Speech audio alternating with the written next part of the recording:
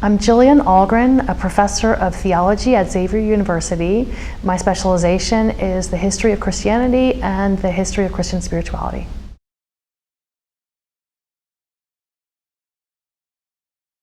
In November of 1989, I was still a graduate student. I was in Madrid, Spain.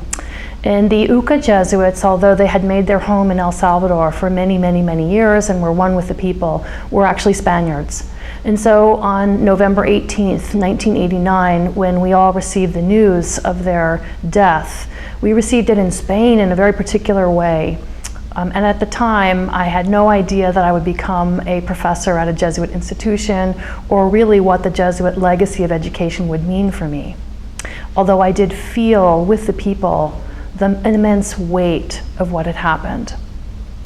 I came to Xavier as a very young professor with no experience.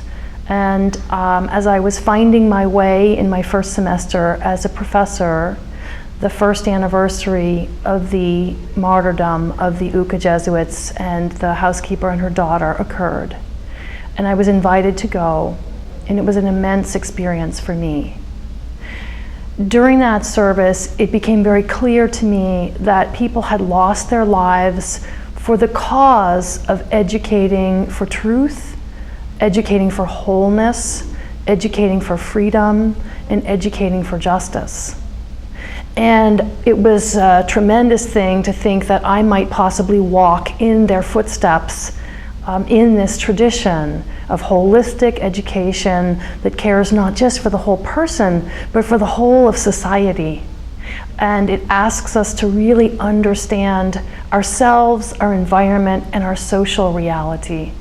When I took in that the Jesuits had died for their passion for understanding the truth of people's lives and the truth of people's social experience, and that I was part of that tradition too, it freed me to think differently about how I taught and even how I did my research.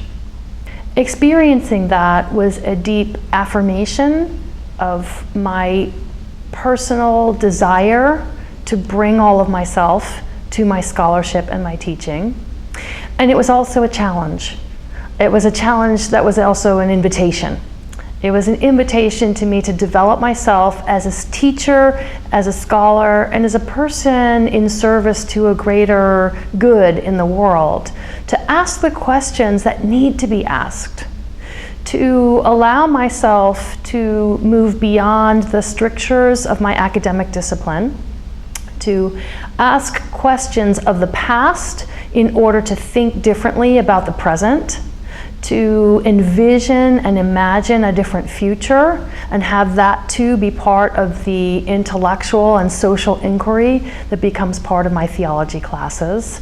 It also affirmed that I was a human being who was constantly growing, and that I didn't have to be afraid necessarily to admit that I didn't have the full and complete answer to every question that one of my students might have, but rather that I could invite students into a process of intellectual inquiry that had social and moral dimensions and implications, and that we were all going to be part of that learning process together. And also that the information that we received from the margins of society would be information that we would continually integrate into the base of knowledge that helped us to understand our world much better.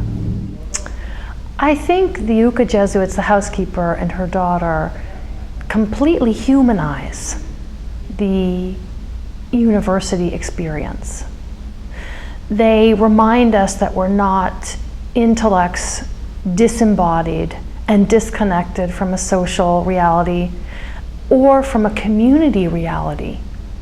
We are an intellectual community of inquiry, a university community struggling to be a social force and struggling to remain and retain our humanity. We feel with, we don't just think with. We felt together as the surviving community of those left behind by the UCA Jesuits, the housekeeper and her daughter. And my understanding of that moment historically was that there were many people, many Jesuits, who stepped up to the plate, let's just say, and who offered themselves to take the place of the fallen Jesuits. And that also teaches us tremendously about what it is to be part of a rigorous and compassionate learning community, that we fill in the gaps for one another. We ask the questions that we need to ask. We share the knowledge that we need to know in order to keep growing and changing and learning as a human community. The UCA Jesuits, their housekeeper and daughter, were all about a deep engagement and accompaniment of peoples at the margin. They integrated the knowledge that they had of our social reality from the margins into their teaching, and that's what made them seem like a challenge to other people in society. Learning from that kind of engagement and accompaniment at the margins is therefore critical to understanding our social reality. This is what I learned from them, and this is what I try to pass on to my students, whoever they are and from whatever place in society they come.